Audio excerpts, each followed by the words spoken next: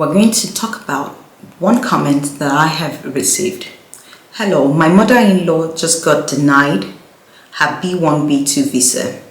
I was so comfortable that she will be approved due to her age, but to my surprise, she was denied. So this was how the questions and answers went. Why are you traveling? And she said, I'm traveling for a family vacation in Florida. Who is sponsoring your trip? She responded, my son will be sponsoring my trip. How long will you be staying? She said, 2 weeks. What business do you own? She said, I run a supermarket. And then conclusion was, sorry, you have been denied. And so she's asking, she said, was there something I'm missing? Because why will she be denied? I hope to get a response from you. Thank you. So I don't have the full picture to determine, okay, this is the reason why she was denied. And the first thing you want to do is that you want to review the visa application form that she submitted. Like I always tell people that the visa application form, forms the DS-160 forms the basis, is the starting point, is where they're going to look at first, to determine, okay, what questions are they going to ask you or not.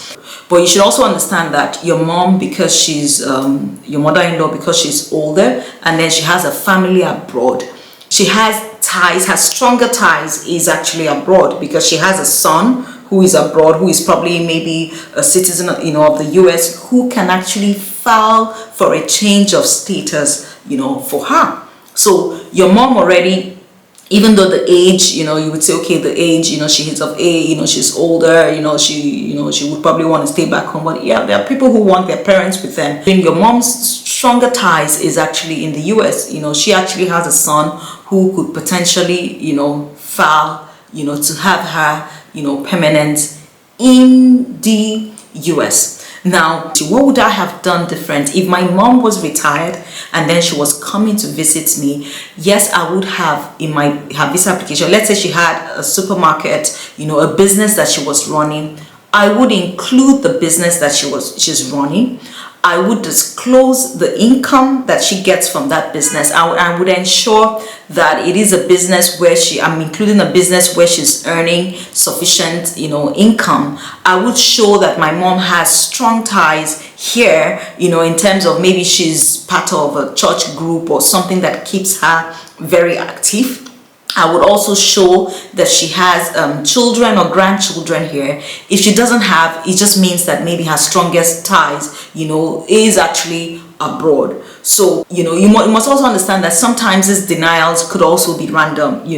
One person might deny your mom and then she would go back tomorrow and she would be granted a visa. They would look at her age, consider her age, consider your status in the US, and then determine, okay, do they want to give mommy a visa or not? Also, the status of whoever is paying for her trip, would also matter. I would make sure that I have enough income to take care of my mom, because if I'm the one paying for my mom's trip, so it would be, what do I do in the US? They would consider your status, what you do for a living and how you can afford to, bring your mom over to the US. It would also matter, it would also come into play if, let's say, your mom, you have been gone for like the past 5 years, you've not been able to come home, and then you want your mom to actually come and see you, or maybe you just had a baby, you just had a baby, your wife just had a baby, and then maybe 6 months, 1 year down the line, you just say your mom has not seen her grandchild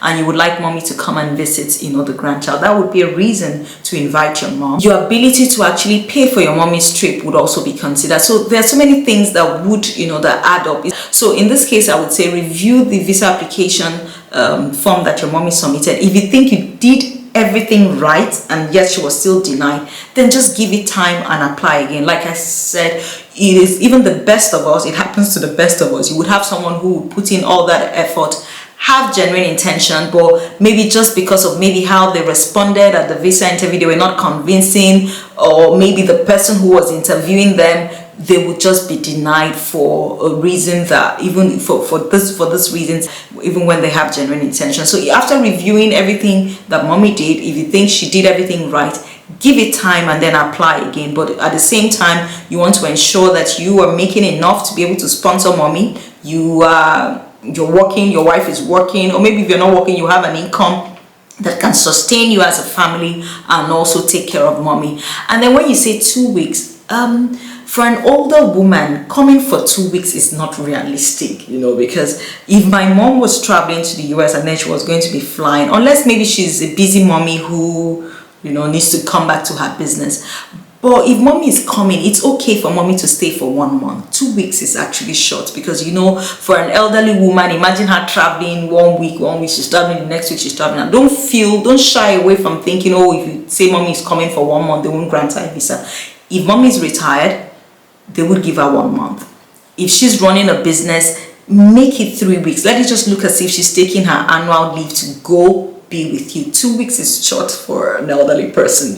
I don't think that would be realistic, and that's something that they might actually consider. Maybe you put 2 weeks, and then when mommy went there, mommy did not really tell them how it was not convincing us at the time that she was the period of time that she was going to stay there. So having your mom come for just 2 weeks, especially if you've not seen her for a while, I don't think it's realistic. So if I were to do that, I would make my mom stay for like a month, even 6 weeks, because it is a long distance, and then I'll just need to show that I can afford to take care of my mom while she's there. So these little things are things that would add up, and then they can make you present a better case. So review it completely, comprehensively, and then if you think you did everything right, just give it time and apply again, and hopefully she would get the visa next time. So I hope that was useful.